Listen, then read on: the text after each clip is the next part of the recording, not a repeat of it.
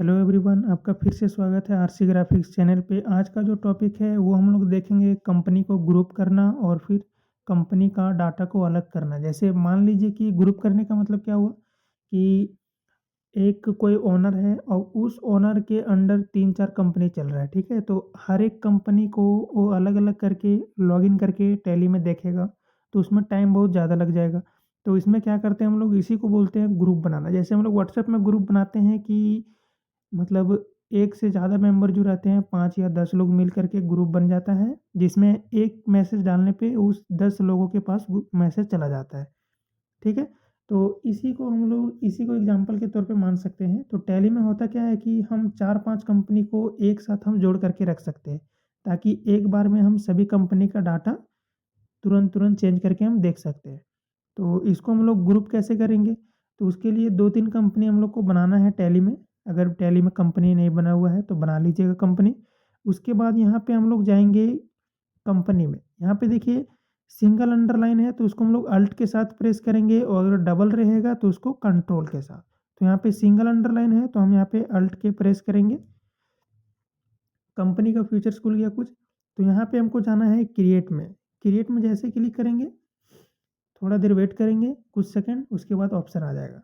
अब यहाँ पे इधर राइट साइड में देखेंगे, यहाँ पे ग्रुप कंपनी करके एक ऑप्शन आ रहा है। तो यहाँ पे देखिए अभी हमने बताया था कि सिंगल अंडरलाइन रहेगा अगर तो हम लोग अल्ट के साथ प्रेस करेंगे। तो सिंगल अंडरलाइन है और ऊपर में आर लेटर लिखा हुआ है आर, तो हम लोग अल्ट के साथ आर को प्रेस करेंगे। यहाँ पे देखिए ग्रुप कंपनी क्रिएशन का ऑप्शन आ गया है। यहाँ पे देखिए अभी क्या आ रहा था, कंपनी क्रिएशन का ऑप्शन। जैसे ही हमने अल्ट आर प्रेस किया, ग्रुप कंपनी क्रिएशन।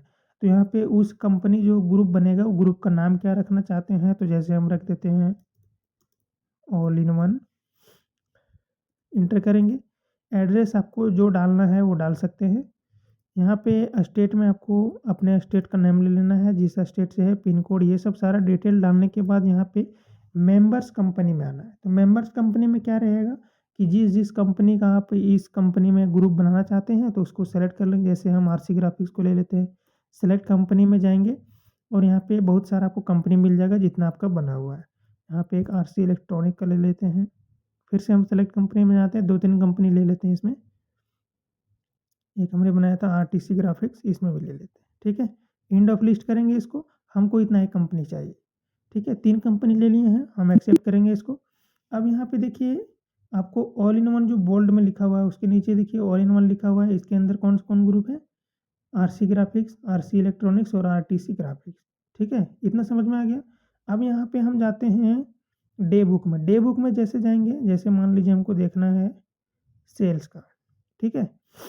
अब यहाँ पे सेल्स में एक कौन सा कंपनी का देख रहे हैं हम लोग, यहाँ पे देखिए ऊपर में आपको दिखेगा आरसी ग्राफिक्स। अगर कंपनी चेंज करना है तो F3 को हम प्रेस करेंगे। अब हमको देखना है, मान लीजिए आरटीसी ग्राफिक्स का एंटर करेंगे तो सेल्स में यही है, ठीक है?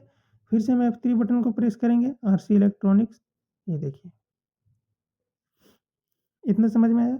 अगर मान लीजिए कि हम यहाँ पे अगर एंट्री करना चाह रहे हैं कि इसी को हम तीनों कंपनी में दिखाएंगे तो यहाँ से आप इसको एंटर करके एक्सेप्ट कर सकते हैं।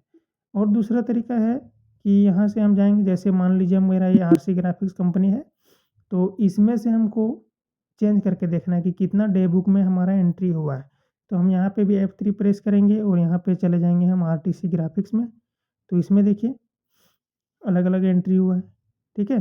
फिर से हम F3 बटन को प्रेस करते हैं और यहाँ से आरसी इलेक्ट्रॉनिक्स में चले जाते हैं। देखिए इसमें बहुत कम हुआ है, ठीक है? तो इस तरीके से आप इसमें मैनेज कर सकते हैं। अब यहाँ पे हम बैक आ जाते हैं। दूसरा है जो हमारा टॉपिक, वो है स्प्लिट डाटा। स्प्लिट डाटा का मतलब क्या होता है कि जैसे एक कंपनी बहुत सालों से चल रहा है तो उसमें अगर मान लीजिए हम चाहते हैं कि 1 साल में 6 महीने का डाटा को अलग कर दें और 6 महीने का अलग। तो उसके लिए हम लोग यहाँ पे डाटा में जाएँगे, ऊपर देखिए सिंगल अंडरलाइन है तो अल्ट के साथ वाई करेंगे और यहाँ से जाएँगे स्प्लिट में। स्प्लिट में इंटर करने के बाद यहाँ सबसे पहले आपको वेरीफाई डाटा करना है, क्योंकि आपको कंपनी, 1 मिनट, हम इस ग्रुप कंपनी को नहीं, सबसे पहले कंपनी दूसरा हम ले लेते हैं, चेंज कंपनी, आरसी ग्राफिक्स,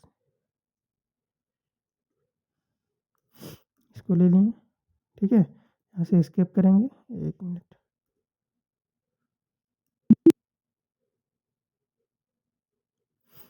उस कंपनी को बंद कर देते हैं, ऑल इन वन को। अब आ गया मेरा आरसी इलेक्ट्रॉनिक्स। अब हमको क्या करना है, इसमें डाटा को स्प्लिट करना है। स्प्लिट का मतलब अलग करना है, तो 6 महीने का अलग और 6 महीने का अलग हो जाएगा इसमें। सबसे पहले वेरीफाई कर लेते हैं ताकि कोई इसमें एरर नहीं आना चाहिए। नो एरर है मतलब आप कंपनी को डाटा को अलग कर सकते हैं। Alt Y split split data. अब यहाँ पे कंपनी का नाम ले लेना है। अब यहाँ पे लिखा हुआ है कि स्प्लिट फ्रॉम, मतलब कि इसमें आपको डेट लेना है कि आप कब से स्प्लिट मतलब अलग करना चाहते हैं। इसमें हमने कंपनी जो बनाया था वो यहाँ पे देखिए बिगिनिंग का डेट कब से है, 2 अप्रैल 2025 से लेकर के 1 अप्रैल 2026 तक के बीच आप कोई भी डेट को सेलेक्ट कर सकते हैं।